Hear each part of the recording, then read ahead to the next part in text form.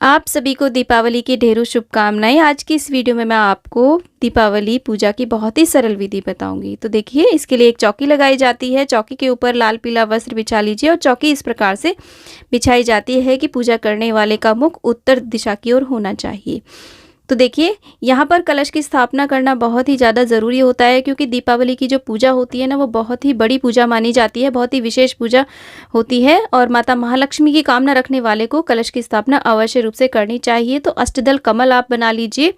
अगर आपके चावल सफ़ेद है तो उसके ऊपर आप थोड़ी सी हल्दी अवश्य रूप से डाल लीजिए इस तरीके से, क्योंकि कमल माता महालक्ष्मी को अत्यधिक प्रिय होता है। कलश ले लीजिए आप, कोई भी पीतल का, तांबे का या फिर किसी भी धातु का आप ले सकते हैं कलश। उसके ऊपर स्वास्तिक बना लें और उसके कंठ में मौली बांध करके पहले आप थोड़ा सा गंगाजल डालिए। उसके बाद कंठ तक उसमें शुद्ध जल आप इस प्रकार से भर दीजिए और उसके अंदर कुछ चीज़ें डाली जाती हैं, जैसे कि लौंग, इलायची, सिक्का, सुपारी, हल्दी की गांठ और एक कमलगट्टा डालेंगे। और यहाँ पर एक कौड़ी और एक गोमती चक्र, आप चाहे तो 7 प्रकार की मिट्टी आती है वो भी डाल सकते हैं। सर्व औषधि भी आप यहाँ पर डाल सकते हैं। एक पुष्प डालेंगे, थोड़े से अक्षत हम इसमें डालेंगे और थोड़ी सी दूर्वा भी आप इसमें डाल सकते हैं। तो इस तरीके से कलश की स्थापना करेंगे। इसमें आप पंचपल्लव आम के, अशोक के डाल सकते हैं और एक पान भी इसमें आप डाल दीजिए। पान के पत्ते लगा सकते हैं, आम के, अशोक के पत्ते, उन पर अच्छी प्रकार से टीका करके हम लगा लेंगे इस तरीके से। तो देखिए, दीपावली का जो पूजन होता है ना, वो शाम को प्रदोष काल में होता है। शुभ मुहूर्त होता है तो आप शुभ मुहूर्त देख लीजिएगा।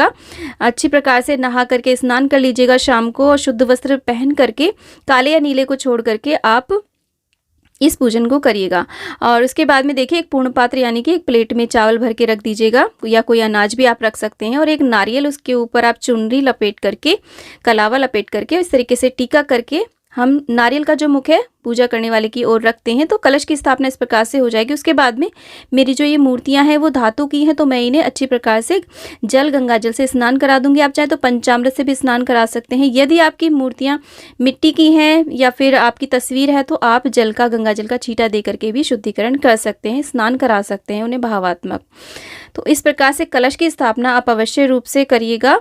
और यहाँ पर देखिए, अगर आप अष्टदल कमल नहीं बना पा रहे हैं तो कलश के नीचे आप यहाँ पर सप्तधान भी रख सकते हैं। और इस तरीके से देखिए, यहाँ पर यंत्र आता है, आप चाहें तो देखिए नवग्रह यंत्र रख सकते हैं। और जो भी आपके घर में धन हो, यानी कि कैश हो, कुछ सोने चांदी की वस्तुएं, उनका भी पूजन करें। जो भी आप नए बर्तन या नई चीज़ें लेकर के आए, नई झाड़ू लेकर के आए हैं धनतेरस पे, उसको भी पूजा में अवश्य रूप से रखा जाता है, उसका भी पूजन किया जाता है। उसी के साथ में यहाँ पर स्थापित किए जाते हैं, देखिए इस तरीके की पोटली करी जाती है, और साथ में कौड़ी लाए हैं, गोमती चक्र लाए हैं, कमलगट्टे लाए हैं, और उन्हें भी पूजा में स्थापित किया जाता है। और ये पोटली कैसे बनाई है मैंने, इसका वीडियो ऑलरेडी मैंने चैनल पे डाला हुआ है, आप देख लीजिएगा।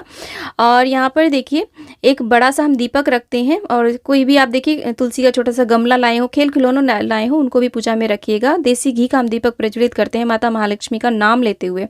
उसके बाद में हम जल का छींटा दे करके यहाँ पर स्नान करा देंगे, शुद्धिकरण कर लेंगे अपने ऊपर भी, और हाथ में अक्षत पुष्प ले करके हम सभी देवी देवताओं का हम आवाहन करेंगे और उनसे प्रार्थना करेंगे कि वो हमारा पूजन स्वीकार करें। इस प्रकार से अक्षत पुष्प हम यहाँ पर छोड़ देते हैं। इस तरीके से देखिए, परिवार के सभी सदस्य मिलकर के इस पूजन को करें। सभी इस प्रकार से देखिए, यहाँ पर हमने वस्त्र रूपी कलावा अर्पित कर देंगे सभी को। तो सभी यहाँ पर बैठ करके पूजन करें, और इस तरीके से देवी देवताओं का पूजन करने के बाद में सभी टीका करें, हाथ में कलावा धारण करें। तो इस प्रकार से देखिए, वस्त्र रूपी कलावा अर्पित करने के बाद में हम सभी को टीका करेंगे अक्षत से, रोली से और चंदन से। इस प्रकार से सभी को टीका करेंगे। और आप यहाँ पर तस्वीर से भी पूजन कर सकते हैं, पोस्टर से भी आप इसी प्रकार से पूजन कर सकते हैं। तो जो भी पोस्टर में दिए हैं, यहाँ पे गज दिए गए हैं, उनका भी हम इसी प्रकार से पूजन करेंगे। जो भी आपने धन रखा है या सोने चांदी की वस्तु रखी, सभी का पूजन करें।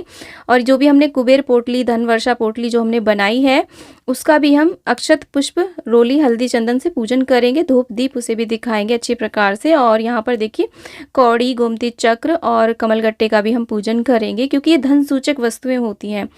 और इसी प्रकार से देखिए, यहाँ पर जो भी नया हम बर्तन लेकर के आए उसका भी पूजन करेंगे, या झाड़ू लेकर के आए, झाड़ू का भी हम यहीं पर पूजन कर लेंगे। और जो दीपक हमने प्रज्वलित किया है ना, उसका भी पूजन करेंगे।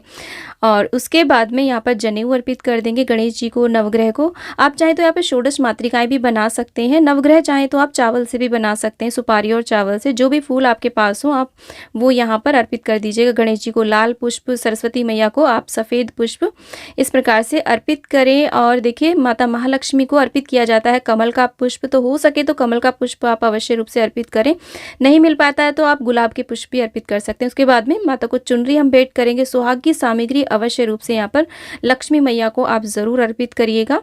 तो इस तरीके से हम दिखा करके यहाँ पर रख देंगे छुआ करके, और उसके बाद में सप्तधान ज़रूर अर्पित करें माता को, और धनिया ज़रूर यहाँ आज के दिन आपको अर्पित करना चाहिए। और भोग प्रसाद में देखिए कोई मिठाई हो, आप मार्केट से लाई हो या आपने खुद बनाई हो, और खील बताशे और ये जो खांड के बने हुए खिलौने आते हैं वो ज़रूर अर्पित करें। जो भी आपको मौसमी ऋतु फल मिल जाते हैं 5 प्रकार के 7 प्रकार के, उन्हें ज़रूर अर्पित करें। और माता को इत्र ज़रूर अर्पित करें। यहाँ पर इत्र अत्यधिक प्रिय होता है माता महालक्ष्मी को।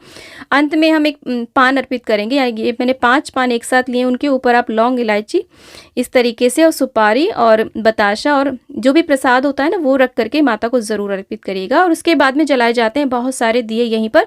इन दियों को यहाँ पर कम से कम 5 दिए तो देसी घी के जलाए जाते हैं, बाकी सरसों के तेल के आप जला सकते हैं। तो सारे दिए तैयार करके फिर दियों का पूजन करके घर में बाकी जगह पे रखा जाता है। माता महालक्ष्मी को हल्दी कुमकुम अत्यधिक प्रिय होता है, तो आप किसी भी दिए में भर करके या किसी भी कटोरी में भर करके माता को हल्दी कुमकुम ज़रूर अर्पित करें, और बाद में उसे आप प्रयोग में ला सकते हैं। तो इस प्रकार से उसके बाद में दीपावली की कथा अवश्य रूप से सुननी चाहिए। कथा का वीडियो आपको अलग से मिल जाएगा, क्योंकि वीडियो बहुत ज़्यादा लंबा हो रहा था। मैं अलग से कथा का वीडियो आपको दे दूँगी। तो इस प्रकार से हमें कथा करनी चाहिए। माता महालक्ष्मी की कथा है दीपावली की, हाथ में अक्षत पुष्प लेकर के। तो कथा संपूर्ण होने के बाद में देखिए हम कपूर से आरती करेंगे। देखिए कोई कोई लोग कहते हैं कि माता महालक्ष्मी की हमें आरती नहीं करनी चाहिए, परंतु आरती में हमें शोर शराबा नहीं करना होता। शांत ढंग से हमें माता की आरती इस तरीके से ज़रूर उतारनी चाहिए, इस प्रकार से। तो गणेश जी की आरती करेंगे, माता महालक्ष्मी की आरती करेंगे, और उसके बाद में हम क्षमा प्रार्थना ज़रूर करेंगे माता महालक्ष्मी के पूजन में। और उसके बाद में देखिए अगर हो सके तो आप कमलगट्टे से आप हवन ज़रूर करिएगा। कमलगट्टा अत्यधिक प्रिय होता है माता को, तो आप इस प्रकार से देखिए आहुति अवश्य रूप से दीजिएगा। कमलगट्टे की सामग्री की भी आहुतियां दे सकते हैं, और उसमें आप 5-7 कमलगट्टे की भी आप आहुतियां दें। मंत्र आप लक्ष्मी मैया के किसी भी मंत्र से आप इस प्रकार से आहुतियां दे सकते हैं। और अमावस का दिन होता है तो खीर अवश्य रूप से बनती है, तो खीर पूरी यदि आपने बनाई हो तो उसकी भी आप इस प्रकार से आहुतियां करिए।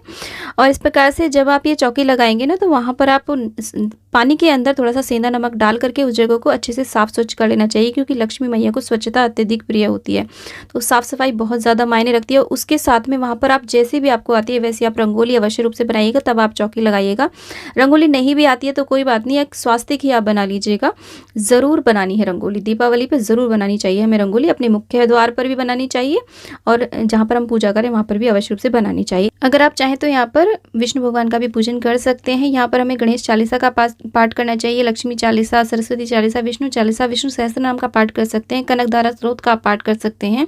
आप चाहे तो श्री सूक्त का भी पाठ कर सकते हैं, या फिर कमलगट्टे की माला पर लक्ष्मी जी के कोई भी मंत्र, जो भी मंत्र आपको आता हो उस पर भी जाप कर सकते हैं। तो इस तरीके से हमें दीपावली पे पूजन करना होता है। और यहीं पर आप झाड़ू का भी पूजन कर सकते हैं। और यहाँ पर जो मैंने धन वर्षा पोटली बनाई है ना, उसका विशेष रूप से हमें पूजन करना है। ये पोटली कैसे बनाई जाती है, कैसे इसे रखा जाता है, उसकी वीडियो चैनल पे है, आप उसे देख सकते हैं। तो फ्रेंड्स दीपावली से रिलेटेड बहुत सारे वीडियोस मेरे चैनल पे हैं, तो आप उन वीडियोस को भी ज़रूर चेकआउट करिए। बहुत ही ज्ञानवर्धक वो सारे वीडियोस हैं। सभी वीडियोस के लिंक आपको एंड स्क्रीन पे या फिर डिस्क्रिप्शन बॉक्स में मिल जाएगा। दीपावली चौकी का विसर्जन हमें कब कैसे करना है, इसका वीडियो आपको अलग से मिल जाएगा। तो इस प्रकार से दोस्तों उम्मीद करती हूँ कि वीडियो आपके लिए बहुत ही यूजफुल रहा होगा। वीडियो थोड़ा भी यूजफुल लगा तो वीडियो को लाइक, शेयर एंड चैनल को जरूर सब्सक्राइब करें। कमेंट बॉक्स में लक्ष्मी मैया की जय आप अवश्य लिखें।